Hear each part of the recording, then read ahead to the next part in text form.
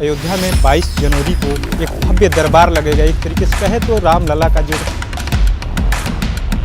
लेकिन जिस तरीके से बिहार की राजनीति की बात करें तो बिहार में आरजेडी के विधायक है, जो आरजेडी के विधायक फतेह बहादुर, वो उनका मानसिक संतुलन बिगड़ गया है, वो विक्षिप्त हो गए, वो पागल की तरह बात करते हैं।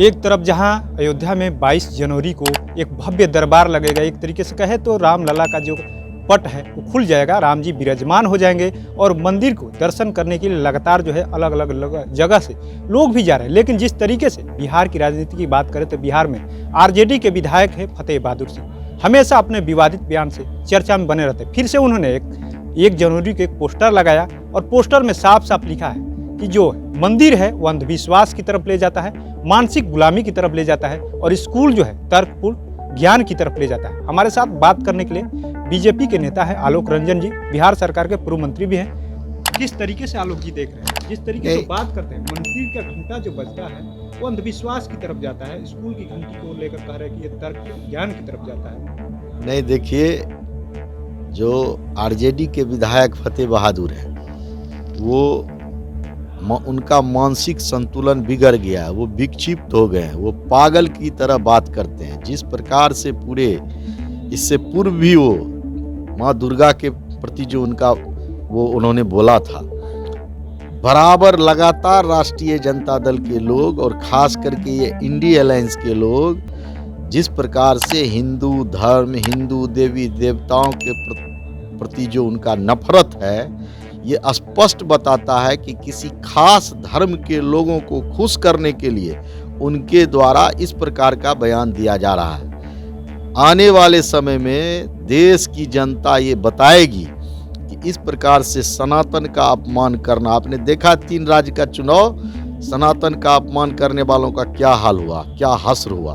और आने वाले समय में पूरे देश की जनता इंडिया अलायंस को बताएगी और एनडीए कैसे 400 पार करेगा। आदरणीय प्रधानमंत्री नरेंद्र मोदी जी के समय में नेतृत्व में हैट्रिक लगाएगी और पूरा देश राममय हो जाएगा 22 जनवरी के बाद। 22 जनवरी को तो राममय हो जाएगा, लेकिन वो तो अपने आप को मानते ही नहीं, कह रहे हैं कि हम शूद्र है और 90% लोग जो है देश में शूद्र है, जो लोग बताया ना हमको। और साथ ही कह रहे हैं कि विश्व गुरु कौन है, ये सब तमाम बातें इस तरीके रहे। हम जी जो बयान दे दिए हैं, कल भी उन्होंने बयान दिया, कहा कि हम जो बोल रहे हैं वो सोच समझ के बोल रहे हैं और सही बोल रहे हैं, कोई है तो हमको बताए।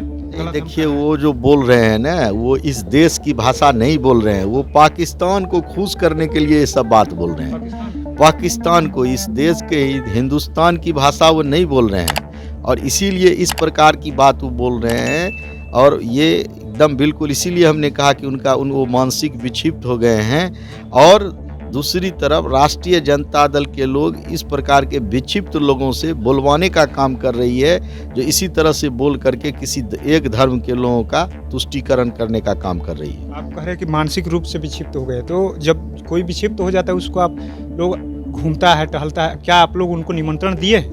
कहा जा रहा है कि आपके द्वारा भी तमाम जो मंदिर के ट्रस्टी लोग हैं निमंत्रण दे रहे हैं, आप लोग उनको निमंत्रण दिए? उनको तो कभी उनको तो निमंत्रण देना भी नहीं चाहिए। ऐसे विक्षिप्त लोगों को निमंत्रण दे करके, जो लोग इस देश में रह करके पाकिस्तान की भाषा बोल रहा है, हिंदू धर्म के विरुद्ध बोल रहा है, ऐसे लोगों को तो कभी निमंत्रण नहीं देना चाहिए। उस जगह पर जाने से उस जगह अपवित्र हो जाएगा, इसलिए ऐसे लोगों को कभी निमंत्रण नहीं देना चाहिए। बोल रहे हैं कि निमंत्रण नहीं देना चाहिए, लेकिन तब तो आप उसी तरफ चल गए। वो कह रहे हैं कि मंदिर का जब घंटा बजता है तो अंधविश्वास की तरफ जाता है, तो विश्वास तो स्कूलों की तरफ कर रहे हैं, तो आप जब ले जाएंगे तब ना। वो जो भी कुछ बोल रहे हैं ना, जब इतना दिन में जो माँ बाप जन्म दे करके यहाँ तक पहुँचा दिया, इतना दिन में यदि वो भगवान के आस्था पर ही यहाँ तक पहुँचे हैं, और तब यदि उनको भगवान का आस्था नहीं समझ में आता है, तो अब कहीं जाने से उनका कुछ आस्था नहीं समझ में आएगा। उनको पाकिस्तान के किसी मस्जिद में भिजवा दीजिए। इस तरीके का बयानबाजी का जो असर है 2024 में पड़ेगा? नहीं, 2024 की में जनता तय कर ली है, एनडीए गठबंधन 400 पार करेगा। कहाँ एकदम देख रहे हैं, कहीं कुछ नहीं है, सब समाप्त, पूरा राममय है देश। आप बोल रहे हैं राममय है, उधर नीतीश जी को संयुक्त बनाने की चर्चा हो गई पूरी तरीके से। नीतीश जी को कुछ भी बना लेंगे, कहीं भी कुछ अब बना लेंगे, कुछ होने वाला नहीं है। नीतीश जी का तो जो हश्र हुआ, वो तो आप लगातार 4-5 बैठक से देख रहे हैं कि किस तरह से इंडिया अलायंस का लोग उनको जो है अपमानित करने का काम किया है। अब उनको संयोजक बना देंगे, उससे क्या हो जाएगा, कोई फर्क नहीं पड़ने वाला। तो हमारे साथ आलोक रंजन जी से बिहार सरकार के पूर्व मंत्री हैं, साफ साफ कह दिया कि जो इस तरीके का आरजेडी के जो नेता बयान दे रहे हैं वो पाकिस्तान की भाषा बोले, अपने देश की भाषा नहीं बोले। साथ ही जिस तरीके से नीतीश कुमार को सहयोग बनाने को लेकर के जो बातें उन्होंने कह दिया कि इससे कुछ होने वाला नहीं है, 2024 में जो है बीजेपी जो है 400 पार करने वाली है। तो ऐसे तमाम अपडेट से जुड़े रहने के लिए इनसाइडर लाइव देखते रहे। वीडियो देखने के लिए लाइक करें, सब्सक्राइब करें, साथ ही बेल आइकन दबाना न भूलें।